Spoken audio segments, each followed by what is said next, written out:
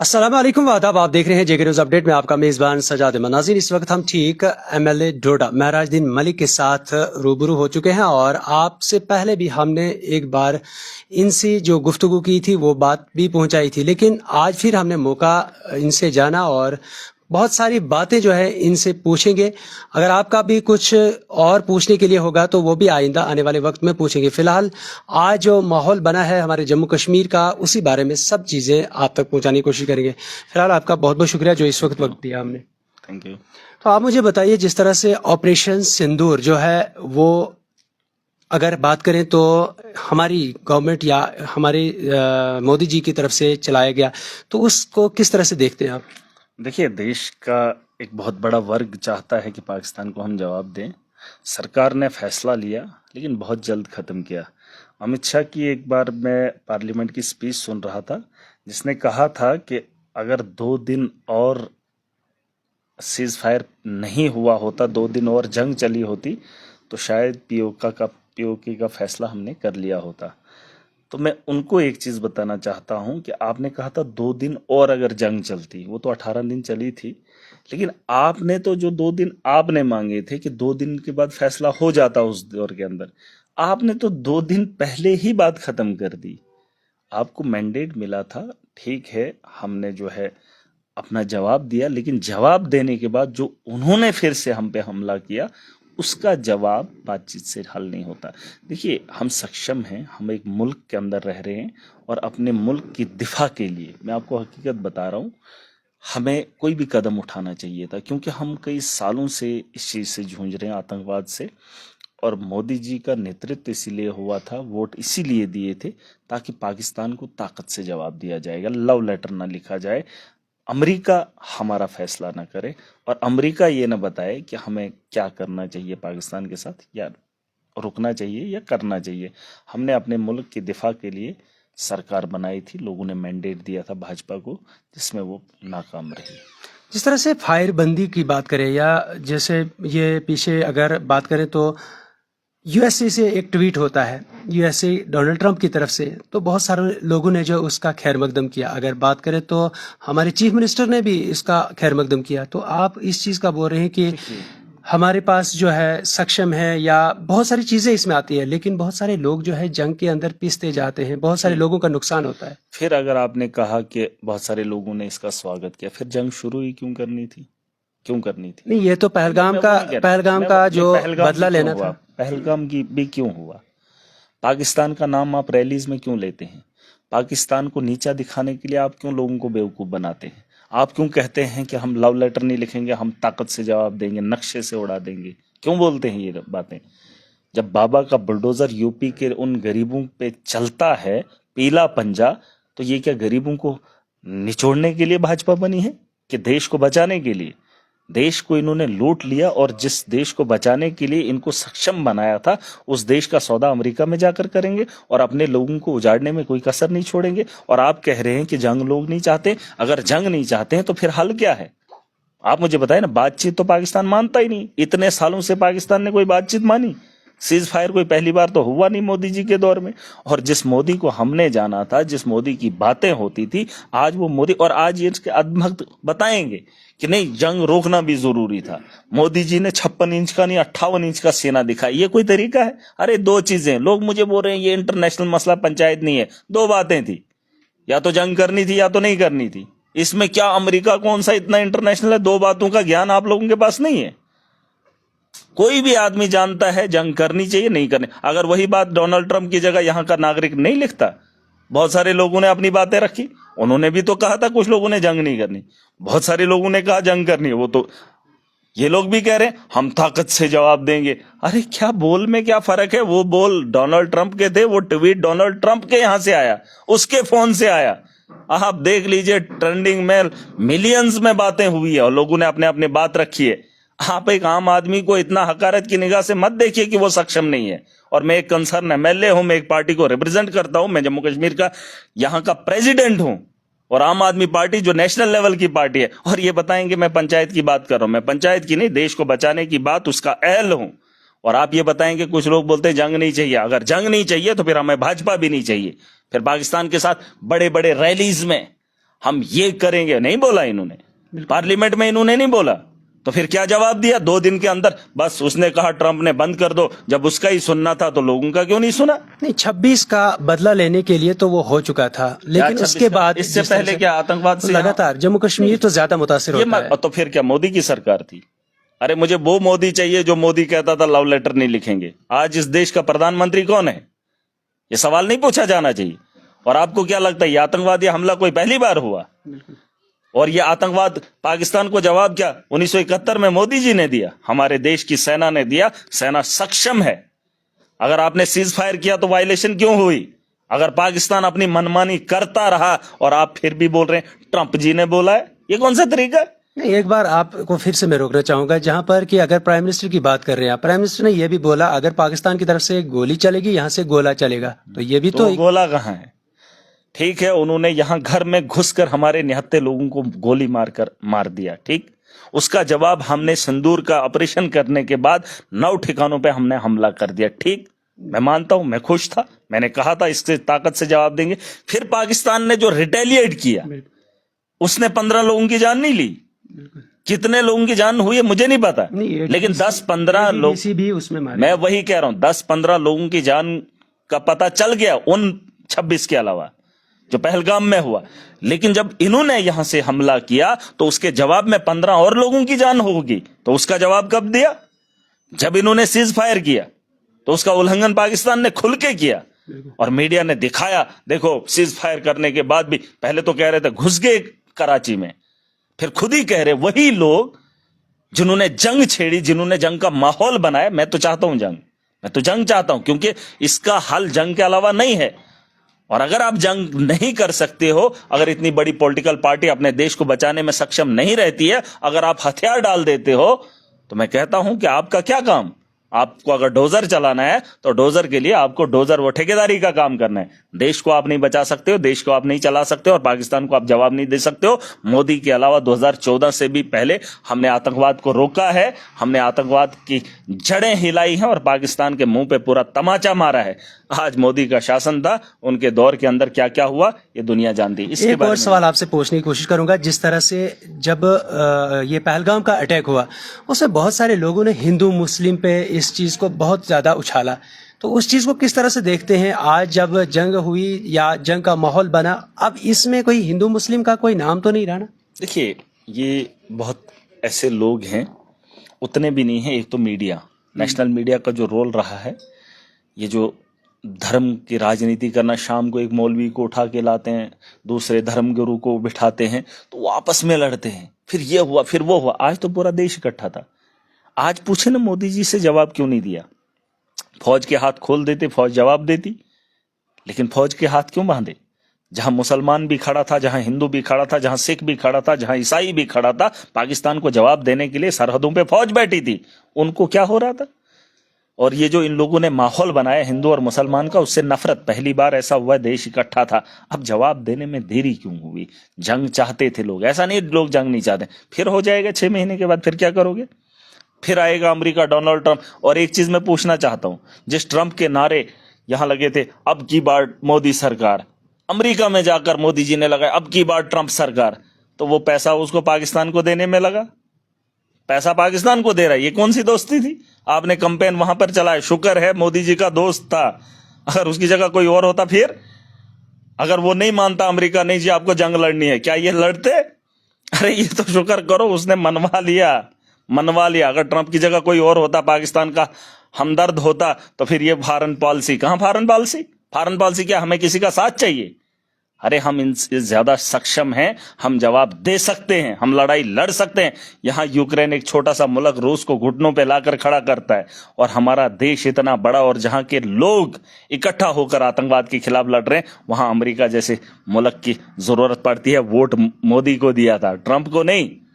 लेकिन फैसला ट्रंप का अगर करवाना है, फिर यहां पे सरकार क्या करनी थी? ये चीजें नहीं, लोग बोलते हैं नहीं ये इंटरनेशनल मसला है। इंटरनेशनल मसले और भी हैं। यहां गाजा के अंदर जंग हो रही है, इजराइल की जंग हो रही है, यूक्रेन की जंग हो रही है। यहां हमने अफगानिस्तान में भी जंगें देखी है। किस मुल्क के अंदर जंग नहीं छिड़ी और किसने जंग नहीं लड़ी? क्या उन्होंने सलाह उन लोगों से ली? ये चीजें नहीं होती हैं। जापान के अंदर भी हिरोशिमा और नागासाकी का वो वक्त है, आज हमारे से आगे है। जंग लड़ना बहुत जरूरी है। पाकिस्तान अब बाज नहीं आएगा। मैं समझता हूं अगर ये लोग कहते हैं, मैं नहीं समझता हूं मोदी जी को वोट क्यों दिया। यहाँ के मुसलमानों को टारगेट करने के लिए, हिंदू राष्ट्र बनाने के लिए, अखंड भारत बनाने के लिए। अखंड भारत बनाना है तो पाकिस्तान बांग्लादेश को इकट्ठा करना है। अरे इस वक्त पाकिस्तान को तोड़ना था। इस वक्त बलूचिस्तान अलग हो सकता था। बलूचिस्तान के लोग चाहते थे पाकिस्तान से अलग होना। 71 में जो सेना ने किया वही काम आज भी किया जा सकता था। पाकिस्तान को आप तोड़ सकते थे, लेकिन 2 दिन जंग छेड़ दी, उसके बाद बात खत्म कर दी। आपने तो 2 दिन नहीं टिक पाए। ये चीजें नहीं होती है, इनको जवाब देना। जिस तरह से एक और सवाल पूछूंगा आपसे, जिस तरह ये फारूक अब्दुल्ला साहब जो हमेशा ये कहते थे कि दोस्त बदले जा सकते हैं लेकिन हमसाये को नहीं बदला जा सकता है। हमने हमसायों को उजड़ते हुए देखा है और उजाड़ते हुए भी देखा है। इस भ्रम में मत रहिए। अगर हमसाये की वजह से गांव परेशान है, वैसे हमसाये को हमने उस इलाके से निकाल दिया है। और अगर ये पाकिस्तान सक्षम नहीं है तो इस मुल्क को हम इकट्ठा करके इन लोगों को भी अमन दिखा सकते हैं, उनकी सियासत को खत्म कर सकते हैं। आपने नहीं देखा है हमसायों को?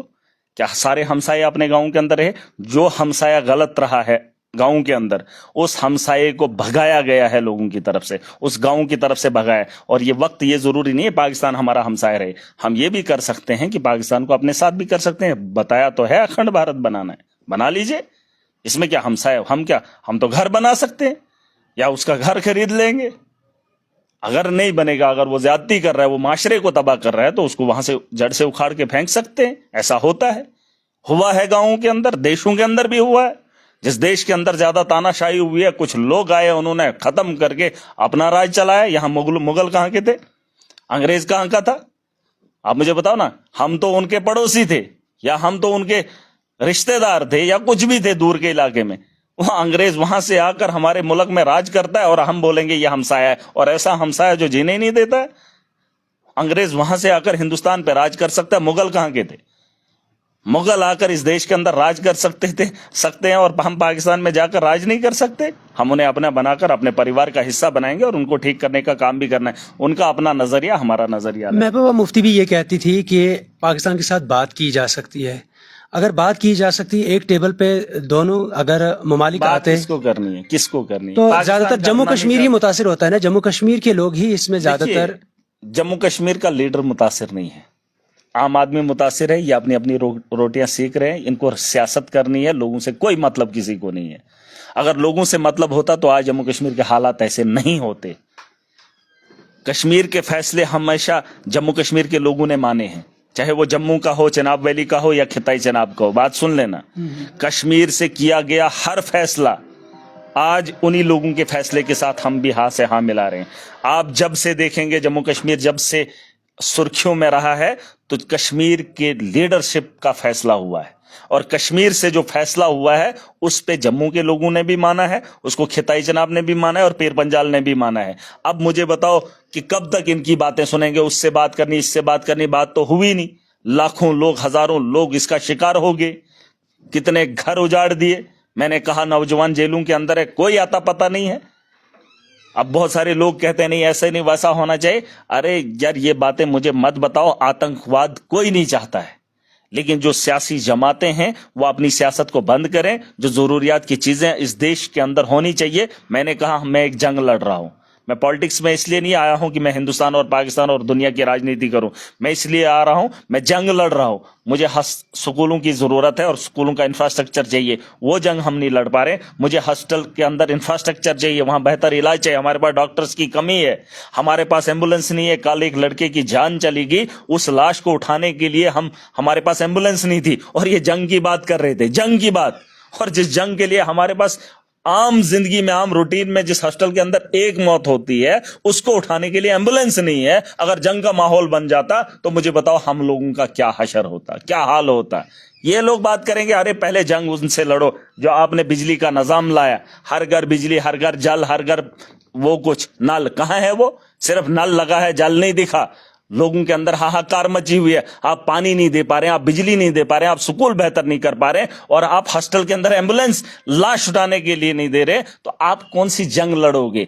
हम जंग नहीं लड़ सकते। फिलहाल जो जमीनी सतह पर हमारी जंग है वो करप्शन की है, लूट हो रही है, लूट हो रही है। उस खसूट के खिलाफ कोई आवाज उठाने को तैयार नहीं। बस धर्म के नाम पर राजनीति करेंगे, लोग वाहवाहकारी करेंगे। इनका सिलेबस अलग है, एक बच्चा ज़हीन होता है अपनी क्लास के अंदर, लेकिन उसको वही चीज पढ़नी होती है जो उसके कैरिकुलम में बताया है। अगर वो पीएचडी की किताबें पढ़ सकता है 10th की क्लास में, लेकिन उसको 10th का कैरिकुलम ही पढ़ना है, तब जाके वो 10th में पास हो सकता है। इनका एक नसाब है, इनका एक कैरिकुलम है, सरकारों का रहा है, लीडरों का रहा है, ये उस कैरिकुलम से बाहर ही नहीं निकलते। हमारे जहनों को तंग किया है, हमें जो उतना ही पढ़ा रहे हैं ताकि लोग समझदार ना बने। ये उस जहनियत के लोग हैं ताकि एक आम आदमी अगर समझदार हो गया तो हमारी कुर्सियां हिलने शुरू हो जाएंगी। महराज से इनको तकलीफ हो रही है, मैं इनके कैरिकुलम को जानता हूं, मैं आज इस मुकाम पे खड़ा हूं, वरना अगर इनके कैरिकुलम में घुसा होता, इनकी पढ़ाई में खड़ा हुआ होता, तो आज मैं भी आम आदमी की तरह सड़कों पे बातें कर रहा होता, पाकिस्तान के हमने जवाब दिया, अंधभक्त होता। मैं अंधभक्त नहीं हूं, मैं हर चीज को बारीकी से समझता हूं, जानता हूं, और अपना कैरिकुलम अगर मैं उससे ज्यादा ज़हीन हूं तो आगे पढ़ता हूं, आगे के बारे में सोचता हूं। इन्होंने एक नसाब रखा था लोगों को, उसी में क्या वही पॉलिटिशियन बन सकता है जिसका बाप है, वही बन सकता है जिसके पास पैसा है। हमने उस नजरिए को बदल दिया, जो इंसानियत के लिए बेहतर कर सकता है उसे राजनीति में खड़ा होने का अधिकार है। और इस मुल्क का, जमहूरियत का असली मकसद वही था जिसको इन लोगों ने इतने सालों से रौंद के रखा था। आज इनको पता चल गया, और राजनीति इन लोगों की नहीं है, जो इन्होंने कहा वो इन्होंने किया नहीं। मोदी है तो मुमकिन है, अब मुमकिन कहाँ है वो दुनिया ने देख लिया। राजनीति आखिरी सवाल आपसे पूछूंगा, जिस तरह से आपने डोडा में भी एक्शन पे बहुत सारे इल्जामात लगाए और एडमिनिस्ट्रेशन के ऊपर भी आप इल्जामात लगाते रहते हैं, आज जो इल्जाम लगाया एक्शन पे, जहां पर करप्शन की बात करें, करप्शन फ्री करने की बात करें, तो क्या करप्शन खत्म हुई या होने वाली है? जिस तरह से आप अपनी, मेरे पास एविडेंसेस हैं, अभी मैंने डाले नहीं है, मेरे पास सारे एविडेंसेस हैं, जब जरूरत पड़ेगी, फिलहाल मैं कुछ लोगों को भेज रहा हूँ। जो बात मैंने कही है, मैं बिना मतलब कि किसी को इल्ज़ाम लगाने के लिए नहीं करता हूँ, सारे सबूत हैं मेरे पास, मैंने डाले नहीं वो बात अलग है, मैं मौका देता हूँ। अगर ये लोग नहीं सुधरेंगे, इसका मतलब ये नहीं है, मैंने आज भी मीटिंग ली है ठेकेदारों की, मैं ठेकेदारों को बोल गया हूँ कि आप इस डिस्ट्रिक्ट के जिम्मेदार हैं। अगर हमारे पास 1000 करोड़ आता है, अगर आप टेंडर देते हैं तो 4000 करोड़, 400 करोड़ का काम करते हैं तो 600 करोड़ कहाँ जाता है, उसका नुकसान आप लोग करते हो। मैंने इनको कहा है कि कंप्रोमाइज से टेंडर उठाए जाए, प्लस में आप, मतलब अगर 1 करोड़ का है, आप 1 करोड़ 10 लाख का टेंडर दे दीजिए। अपना वो जो जिस तरीके से टेंडर डालते हैं, इनका कंपटीशन ये होता नहीं मुझे काम उठाना है, 1 करोड़ का काम 30 लाख में उठाएंगे। क्यों? मैंने कहा कि अगर आप 30 लाख में उठाएंगे काम में कंप्रोमाइज नहीं, मैं उखाड़ दूंगा। वरना अगर आपके पास ये इनका सारा प्रोसीजर होता है, 1 करोड़ इनने एस्टिमेट रखा है, आप 1 करोड़ 10 लाख दे दीजिए, ताकि हमारे जमीनी सतह पर काम भी होंगे और उसके अलावा इनको फायदा भी होगा और हमारे लोगों को रोजगार भी मिलेगा। ये करोड़ों का रुपया लैप्स करवाते हैं, क्या ये नाअहल, ये करप्शन करते हैं? उससे रेट अगर डाली है तो निकाला क्यों नहीं टेंडर? आज मुझे मेंटेनेंस करवानी थी, मेरी सड़कों की हालत खस्ता है, वो मेंटेनेंस का टेंडर क्यों खड़ा है? 5 तारीख को निकलना था, निकालने में क्यों देरी हो रही है? अगर ये लोग टेंडरिंग के लिए आज दिन का टाइम रखते हैं तो 4 बजे वो जो है क्लोज हो जाता है, उसमें आप एंट्री नहीं कर सकते हो, लेकिन निकालने के लिए आपने 10 दिन क्यों लिए, 5 दिन क्यों लिए? और ये जो मैंने कहा, ये आज का मामला नहीं, ये तो एक आदमी है जो बोल गया। इसके अलावा जितने भी काम डिस्ट्रिक्ट के अंदर होते हैं, बिना पैसे के, बिना करप्शन लिए ये काम होते ही नहीं है। और एक चीज मैं बावर कराना चाहूंगा, आज से पहले ये जो माशरा है ना, आपने कहा कैसे खत्म होगा, आज से पहले जो नेता आते थे, ये जाहिलों की जमात है, बोतल बेचनी है ना, तो अगर मैं 10 की खरीदूंगा 15 की बेचूंगा, क्योंकि 5 रुपए फायदा होगा। ये एक आम आदमी की जिंदगी है। और यहां पर जो नेता जिनको हम चुन के भेजते थे, सुन लेना मेरी बात और उन लोगों को बता देना कि महराज मलिक कौन है। इनके नेता, इनके चुने हुए नुमाइंदे पैसा बेचते हैं, और वो भी पैसा 1,10,000 में बेचते हैं। मतलब पैसा बेचते हैं, और ये वो नेता हैं जो 1 लाख रुपया 10,000 में बेचते हैं और 10 लाख रुपया 1 लाख में बेचते हैं। ये थे इनके नेता, ये थी इनकी करतूतें। इस बार जमीनी सतह पर इंप्लीमेंटेशन होगा और लैप्स होने नहीं दूंगा, और इसके लिए मैं लड़ाई लड़ रहा हूं। और अगर एडमिनिस्ट्रेशन ने इसमें कोऑपरेट नहीं किया, एक बात मैं फिर बता रहा हूं, आपको इसलिए बिठाया है कि आप लोगों को जमीनी सतह पर जरूरियात की चीजें दें। अगर आपको कोई टेंडर कम देता है तो सेविंग वाला पैसे का भी आप टेंडर निकालो, और टाइम से पहले। हमारे यहां कब काम होता है आपने नहीं देखा? मुझे कोई डिस्ट्रिक्ट डोडा का एक आदमी बता दे, नवंबर में टेंडर निकल, बर्फ पड़ती है, फिर बोलते हैं सीमेंट वर्क बंद करो, हम इसको दिसंबर से पहले सारी पेमेंटें हो जानी चाहिए। अगर दिसंबर में कहीं कुछ रह जाता है, कोई लाइबिलिटी सेविंग रह जाती है, उसका टेंडर भी दिसंबर में करेंगे ताकि मार्च से पहले पहले हम सारा जमीनी सतह पर लगाएं। और मैंने एक आंकड़ा दिखाया था, सबसे ज्यादा पैसा लैप्स पिछले 5-7 सालों में हुआ है। क्या इस बात का जिम्मेदार कोई नहीं है? हमारे यहाँ गरीबी है और ये लाइबिलिटी आखिर के दिन, आखिरी हफ्ते में ये जो है अपना वो डाल देते हैं बिल ट्रेजरी के अंदर। हफ्ते के बाद जब बिल में पैसा ही नहीं होता है, ट्रेजरी बंद हो जाती है, तो अगले साल की लाइबिलिटी में डाल देते हैं। इनकी लाइबिलिटियां कई सालों से चलती जा रही हैं, पैसा बता रहे हैं फिर लैप्स हो गया। इनकी जो पॉलिसी है वो मैं समझता हूं। मैं कह रहा हूं कि टेंडर आज निकलने चाहिए ताकि गर्मियों के अंदर हम जमीनी सतह पर लोगों के काम करें। अगर इनको समझ नहीं आ रही है, मैं समझाने का काम करूंगा। और ठेकेदारों से गुजारिश करना चाहूंगा, आप उन लोगों के साथ खड़े मत होइए जो 1 साल के लिए आपके डिस्ट्रिक्ट में आता है, 2 साल के लिए आपके डिस्ट्रिक्ट में आता है, कोई 6 महीने के लिए आपके डिस्ट्रिक्ट में आता है। मैं डिस्ट्रिक्ट डोडा का रहने वाला हूं, मैं इस कॉन्स्टिट्यूंसी का हिस्सा हूं, चाहे मैं रहूं या ना रहूं, एमएलए रहूं या ना रहूं, लेकिन फिर भी इन रास्तों से जरूर गुजरूंगा। जो यहां का बाहर का एक ऑफिसर है जिसके लिए आप लोगों को लुटवा करो, मैंने समझाने में ब्यूरोक्रेट्स का इस तरीके का साथ दोगे तो महाराज तुम्हें नहीं छोड़ेगा। दलाल मत बनो, तुम्हारी नस्लें भी तबाह हो जाएंगी। तुम डिस्ट्रिक्ट का भी खात्मा चाहते हो। और उन एडमिनिस्ट्रेटर को मेरी दुश्मनी नहीं है, अगर आपको बनाकर भेजा है कुर्सियों पे तो काम करने के लिए। अगर तुम काम करने में नाकाम होते हो तो यह मत बोलना कि महराज बोलता है। आप मुझे जमीनी सतह पर ट्रांसपेरेंसी से काम करके दिखाओ, महराज तुम्हारी वाहवाकारी करेगा। तुम्हारी जो बातें चाहते हो ना कि महराज उगले, तारीफ करूं, महराज करेगा। लेकिन तुम लोगों को लूटोगे, जमीनी सतह पर काम नहीं करोगे, फिर महराज के मुंह से उम्मीद मत रखना मैं किसी की तारीफ करूं। मैं बहुत बुरा हूं अगर तुम मेरे लोगों के लिए बुरे हो। मेरे लिए नहीं, मेरी आवाम के साथ इंसाफ करो। इस मुल्क को बेहतर बनाने का बेड़ा उठाया है। आज से पहले भी लोगों ने कुर्बानियां दी हैं। इस मुल्क के साथ साथ इस डिस्ट्रिक्ट को भी बेहतर किया है। यहां पर किसी ने कुछ किया है, वो लोग अगर नहीं है, लेकिन डिस्ट्रिक्ट की खूबसूरती में उन लोगों का योगदान है जो दुनिया से चले गए। आज की पीढ़ी, आज की जिम्मेदारी मेरे कंधों पे है। इससे बेहतर बनाने का बेड़ा उठाया हूं। और अगर आज के हालात में बेहतर नहीं कर पाऊंगा तो फिर कोसता रहूंगा।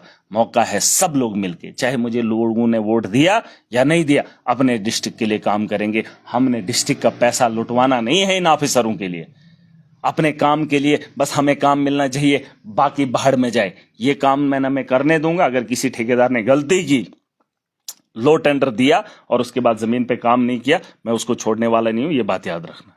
और मैं इसमें बहुत बुरा हूं, आपने देखा, फिर मैं जेसीबी लगाकर उस काम को उखाड़ने का भी काम करता हूं। फिर मैं उठने नहीं दूंगा। कंप्रोमाइज कीजिए, 1000 से ऊपर काम है डिस्ट्रिक्ट डोडा के अंदर, उतने ठेकेदार नहीं है। कंप्रोमाइज में काम उठाइए, ठीक है। एबो रेट दे दीजिए ताकि आपको पैसा मिलेगा। जितना आप पैसा ले रहे हो है, अगर जितना कम आप दे रहे हो उतना अगर जमीन पे लगाओगे, उससे लोगों के मसाइल हल हो जाएंगे। आपको पैसा बचेगा, मुझे उसमें नाराजगी नहीं है। उसका एक तरीका रहता है। अगर कोई 10 रुपए की चीज खरीदता है तो उसे भी फायदा होना चाहिए। गवर्नमेंट में टैक्स भी देना है, उसने अपने परिवार भी पालना है, वो ठेकेदारी है। लेकिन आप अगर नीचे आ जाओगे, फिर आवाम को लूटोगे, जमीन पे काम नहीं करोगे। महराज उस किस्म का नेता नहीं है। और मैंने कहा है, राजनीति बदलने आया हूं। मैं वो नेता नहीं हूं जो लाख रुपए का काम 10,000 में बेचता है, ठीक है। बोतल आम आदमी को बोलो 10 की 5 में बेचे, नहीं बेचेगा। लेकिन जिसको उसने वोट दिया है, उसने लाख रुपया पैसा 10,000 में बेचा है। मैं वो नेता नहीं हूं। मैं सिस्टम को बदलने आया हूं और सिस्टम को ठीक करके जाऊंगा। चलिए, बहुत बहुत शुक्रिया। नाज़रीन, आप देख रहे थे, ये हमारे साथ महराजुद्दीन मलिक, एमएलए डोडा। बेबाकी से जो भी बात पूछी हमने, उन्होंने जवाब दिया। लेकिन आपकी क्या राय है, आप भी जरूर कमेंट बॉक्स में अपनी राय दे सकते हैं। मुझे दीजिए इजाजत। अल्लाह हाफिज।